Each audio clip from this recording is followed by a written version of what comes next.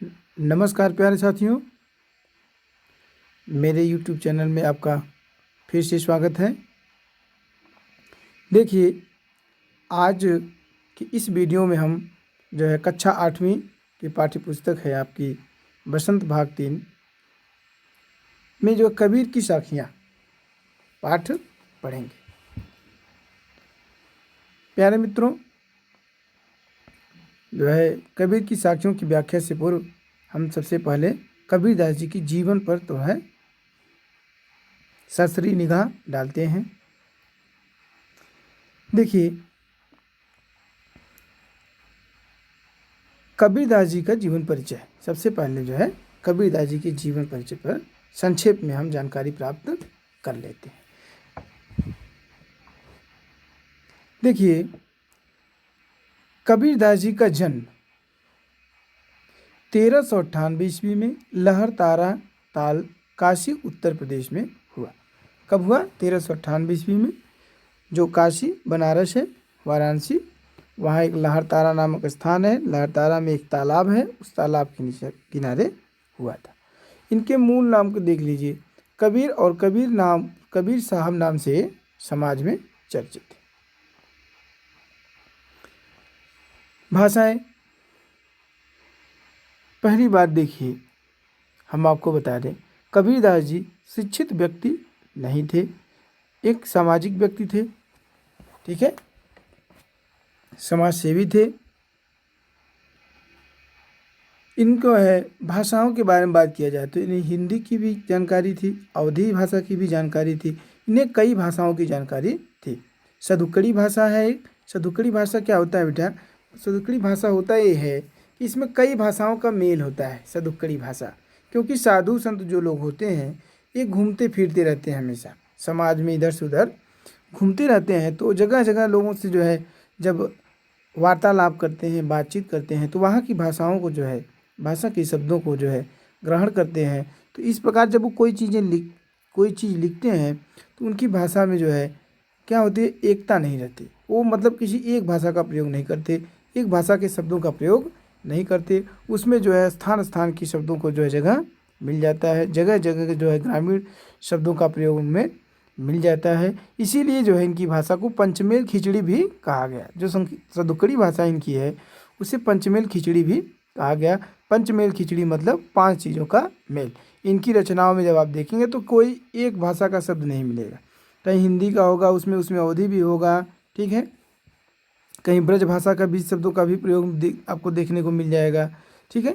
इसमें खड़ी बोली की जो है भाषा का भी प्रयोग मिल जाएगा। इसलिए इनकी भाषा को जो है विद्वानों ने क्या कहा है, जो हिंदी साहित्य के विद्वान हैं वो जो है हिंदी भाषा के विद्वान हैं, इनकी भाषा को पंचमेल खिचड़ी कहते हैं, ठीक है। क्योंकि इनकी जो भी ये जो है साखियाँ, शबद, रामायणी जो भी चीज़ें इन्होंने लिखी उसमें ये देखेंगे तो जगह जगह के मतलब अलग अलग भाषाओं के शब्दों का प्रयोग उसमें हुआ है, ठीक है। विधाएं, इन्होंने कविता रची है, पद लिखे हैं इन्होंने, साखी, शबद एवं रामायणी इनकी मुख्य कृतियां हैं। देख लीजिए, साखी, शपथ और रामायणी हमने चर्चा की थी अभी। देखिए, निधन की बात की जाए तो कहते हैं 1518 ईस्वी में मगहर उत्तर प्रदेश में इनका निधन हुआ, ठीक है। देखिए, समाज में मान्यताएं थी कि मगहर में जो व्यक्ति मरता है उसे जो है नरक की प्राप्ति होती है, ठीक है। तो जो है कबीरदास जी क्या थे, जो समाज में आडंबर, जो दिखावे, जो अंधविश्वास थे उनके जो है खिलाफ थे। तो इसलिए न इस अंधविश्वास को तोड़ने के लिए जब इनके आखिरी समय आया, ठीक है, जीवन का आखिरी समय रहा, तो ये मगहर चले गए, ठीक है। और मगहर में ही इनकी मृत्यु हुई। कब? 1518 ईस्वी में, ठीक है। अब देख लीजिए कबीरदास जी के व्यक्तित्व के बारे में हम पढ़ लेते हैं। संत कबीरदास हिंदी साहित्य के भक्ति काल के एकमात्र ऐसे कवि हैं जो आजीवन समाज और लोगों के बीच व्याप्त मतलब समाया हुआ, फैला हुआ अंधविश्वासों एवं आडंबरों पर कुठाराघात करते रहे। मतलब अंधविश्वासों को काटने का प्रयास इन्होंने किया।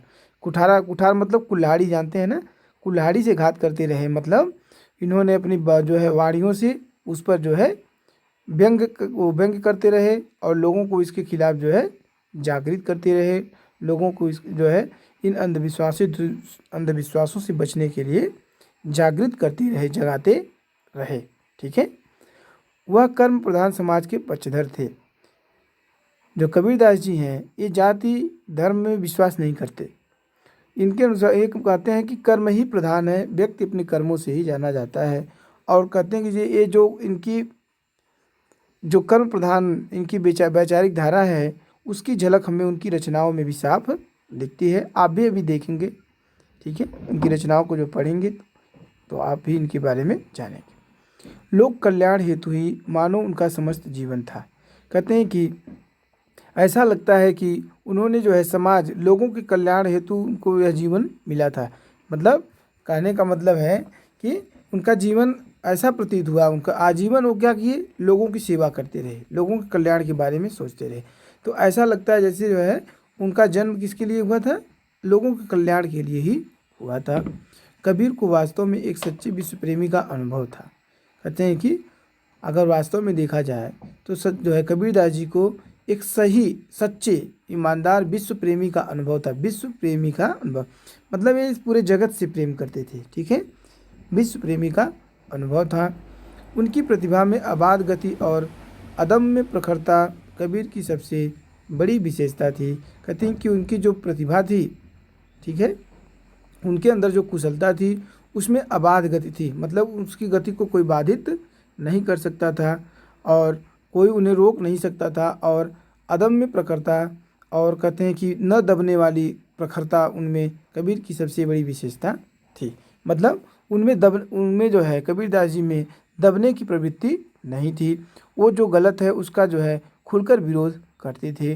ठीक है, और कोई उनकी राह में जो है बाधा उत्पन्न नहीं कर सकता था। वो जो है अंधविश्वासों पर हमेशा जो है कठोर प्रहार करते रहे। ठीक है, अंधविश्वासों को समाप्त करने के लिए समाज में जन जागृति करते रहे। समाज में कबीर को जागरण युग का अग्रदूत कहा जाता है। कहते हैं कि जो कबीरदास जी हैं इनको समाज में जागरण युग मतलब लोग जो है अंधविश्वासों एवं आडंबरों के जो है जाल में फंसे हुए हैं उनको जागृत करने का अग्रदूत कहा जाता है। मतलब सर्वप्रथम यही देखने को मिलता है कि समाज में सबसे पहले जो है समाज को जागृत जो है यहाँ की अंधविश्वासों एवं आडंबरों के खिलाफ जागृत करने का काम सबसे पहले किसने किया, कबीरदास जी ने ही किया। अग्रदूत मतलब आगे आगे चलने वाला दूत। ठीक है, चलिए अब हम जो है साखियों की संदर्भ सहित व्याख्या भी देख लेते हैं। समझ में आ गया आपको कबीरदास जी के जीवन परिचय क्या है। और अधिक जानकारी के लिए आप जो है कबीरदास जी की पे जो तमाम पुस्तकें हैं उनको आप पढ़ेंगी तो जो है आपको जानकारियाँ मिलेंगी। अलग अलग विद्वानों ने उन पर जो है अपने विचार भी व्यक्त किए हैं। ठीक है, तो अधिक जानकारी के लिए आप उनको पढ़ सकती हैं। ठीक है, चलिए देखिए सबसे पहला इनकी साखियाँ क्या है। पहली साखी देखिए क्या है। कहते हैं कि जात न पूछो साधु की पूछ लीजिए ज्ञान, मेल करो तरवार का पड़ा रहन दो बयान। क्या कहते हैं कि जात न पूछो साधु की पूछ लीजिए ज्ञान, मेल करो तरवार का पड़ा रहन दो बयान। कबीरदास जी कहते हैं कि देखिए किसी भी व्यक्ति की जाति नहीं पूछनी चाहिए बल्कि उसके अंदर जो ज्ञान है उसको पूछिए। मतलब व्यक्ति को उसकी जात से नहीं पहचानिए बल्कि उसके ज्ञान से पहचानिए। मेल करो तरवार का पड़ा रहन दो बयान। देखिए कहते हैं देखिए आप जो है तलवार म्यान में पड़ी रहती है, म्यान की कोई कीमत नहीं है, लेकिन म्यान की कीमत नहीं है क्योंकि तलवार की धार की ही तो हम लोग कीमत लगाते हैं। हम लोग तो तलवार की ही कीमत है, बिना तलवार के म्यान की कोई जो है कोई अस्तित्व नहीं है। तो कहते हैं कि देखिए शरीर महत्वपूर्ण नहीं, क्या है इसके अंदर निहित ज्ञान जो है उसका मोल करना चाहिए। क्या व्यक्ति अपने ज्ञान से पहचाना जाता है। ठीक है, ये जो शरीर काया देख करके किसी इस जाति का है या आप उसे जो है उसकी निंदा मत करिए या उसे उस जाति से संबोधित मत कीजिए, बल्कि उसकी पहचान इस ढंग से करिए कि उसके शरीर के अंदर ज्ञान क्या है। ठीक है, जैसे तलवार है, अगर हम म्यान बहुत कीमती हो और उसमें तलवार जो है निम्न कोटि की हो, तो हम उसकी प्रशंसा नहीं कर सकते, उस तलवार की कोई कीमत नहीं। क्योंकि उसी प्रकार शरीर कितनी ही उच्च जाति की क्यों न हो, यदि उसमें ज्ञान का अभाव है तो वह जो है बहुत जो है महत्व नहीं रखता। इसलिए कबीरदास जी कहते हैं कि देखिए, व्यक्ति की जो है, किसी भी व्यक्ति की हमें जात नहीं पूछनी चाहिए, बल्कि उसके अंदर विद्यमान ज्ञान को हमें जानना चाहिए, हमें उसके जो है ज्ञान के बारे में जानकारी प्राप्त करनी चाहिए। ठीक उसी प्रकार जिस प्रकार कितना भी कीमती क्यों न म्यान क्यों ही न हो, अगर उस लेकिन जो है मूल्य किसका लगाया जाता है, तलवार की कीमत लगाई जाती है, म्यान की कीमत नहीं। ठीक है, उसी प्रकार जो है ज्ञान की कीमत होती है, जाति की नहीं। ठीक है, फिर दूसरा है पर देखिए, आवत गारी एक है उल्टत होई अनेक। कहते हैं आवत गारी एक है उल्टत होई अनेक, कह कबीर नहीं उल्टिए वही एक की एक। देखिए यहाँ जो है समाज में लोगों में जो है शांति, कबीरदास जी चाहते हैं कि समाज में शांति हो, सब एक दूसरे का सम्मान करें। तो कहते हैं कि यदि मान लीजिए कोई आपके खिलाफ अपशब्द बोल दिया या आपको कोई अपशब्द बोल दिया, तो उल्टा अगर कोई आपको एक गंदा शब्द का प्रयोग कर देता है तो आप उल्टा तो हो ही हो नहीं। तो कहते हैं कि अक्सर ऐसा होता है कि कोई किसी को एक गाली देता है तो दूसरा व्यक्ति उलट करके उसे ढेर सारी गालियाँ दे देता है। तो कहते हैं कह कबीर ने उल्टिए वही एक किए। कबीरदास जी कहते हैं समाज में शांति रखने के लिए क्या ज़रूरी है, कह कबीर ने उल्टिए वही एक किए। कहते हैं यदि आप किसी ने आपको अपशब्द बोल दिया तो आप शांति से जो है उसका जवाब मत दीजिए, तो वही वो गाली क्या हो जाएगी, वही एक की एक बनी रहेगी। यदि आप विवाद को बढ़ाएंगे तो वो जो है बढ़ेगा। इसलिए जो है समाज में जो है शांति बनाए रखने के लिए कबीरदास जी जो है अपनी साखी के माध्यम से संदेश देते हैं कि यदि कोई व्यक्ति आपको एक गाली देता है तो अक्सर ऐसा होता है कि जवाब में लोग कई गालियाँ दे देते हैं, लेकिन हम तो यह कहते हैं कि आप जो है कोई आपको कुछ अपशब्द बोलता है तो आप उसका उल्टा मत करिए, उल्टा जवाब मत दीजिए, तो वह गाली वहीं की वहीं रह जाएगी, एक की एक ही रह जाएगी। ठीक है, फिर है तीसरा वो साखी है। कहते हैं माला तो कर में फिरे जीभ फिरे मुख माही, मनुआ तो दूह दिस फिरे यह तो सुमिरन नाय। देखिए जो ये तीसरा साखी है इसमें जो है कबीरदास जी सच्ची भक्ति क्या है इसके बारे में हमें बताते हैं। कहते हैं कि सच्ची भक्ति क्या होती है।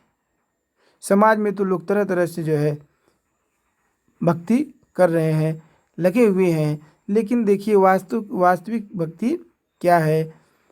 माला तो कर में फिरे, कोई व्यक्ति है उसके वह हाथ में माला लेकर के जाप कर रहा है, जीभ फिरे मुख माही, और जीभ जो है कोई माला लेकर हाथ में जो है गिन रहा है और जो क्या कर रहा है, जीभ से जो है ईश्वर का जाप कर रहा है।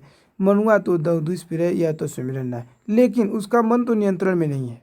कहते हैं कि यदि आपका मन ही नियंत्रण में नहीं है और आप जो है हाथ में माला लिए हैं और मुंह से जो है ईश्वर का जाप कर रहे हैं, लेकिन आपका मन एकाग्र नहीं है, आपका मन भटक रहा है, इधर उधर भटक रहा है, तो कहते हैं यह तो सुमिरन नहीं, यह सच्ची भक्ति नहीं है। सच्ची भक्ति तो वह है कि व्यक्ति को क्या होना चाहिए, एकाग्र होना चाहिए, मतलब ईश्वर के जो है उसका ध्यान भी, उसका मन भी क्या होना चाहिए, ईश्वर के पास होना चाहिए, ईश्वर के प्रति जो है उसमें लगन होनी चाहिए, उसका मन भी जो है ईश्वर में लगा होना चाहिए। ये नहीं कि हाथ में माला लेकर के और हाथ में माला ले लेने से और जो है जीभ से नाम जप कर लेने से आप जो है सच्ची भक्ति नहीं कर पाएंगे यदि आपका मन जो है एकाग्र नहीं है। इसलिए सच्ची भक्ति के लिए आवश्यक यह है कि आपको अपने मन को क्या होना चाहिए, नियंत्रण करना चाहिए, नियंत्रित करना चाहिए, नियंत्रण में रखना चाहिए, एकाग्र रखना चाहिए, तब आप जो है ईश्वर की प्राप्ति